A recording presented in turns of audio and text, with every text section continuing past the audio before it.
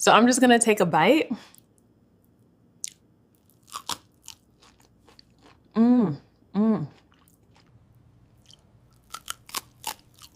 Once upon a time, lived Trella Town, lived a curious girl. Elara didn't care for TV or games. She spent hours staring at maps, dreaming of hidden islands and lost cities. One storm afternoon, she found something half buried in the sand, a brass compass, rusted but still ticking. But the compass didn't point north.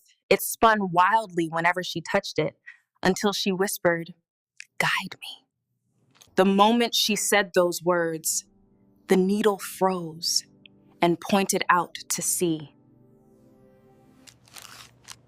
The next morning, she borrowed her uncle's fishing boat, no permission, just courage, and followed the compass. For hours, she drifted through gray fog, with only the sound of waves and seagulls keeping her company. Then suddenly, the fog split open, and she saw something impossible. A floating island rose from the ocean, covered in vines and waterfalls.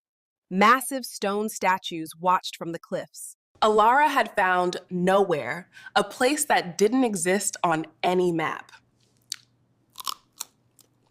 There were talking animals, floating trees, and flowers that whispered secrets when touched.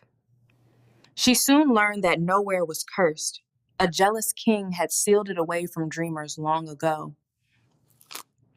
To break the curse, Elara had to find the heart of nowhere, a crystal hidden deep within the island's caves. But the cave was guarded by something made of shadow, alive, whispering, feeding on forgotten dreams. Just when she thought she was doomed, a loud, overdramatic parrot landed on her shoulder, Sir Squawkston.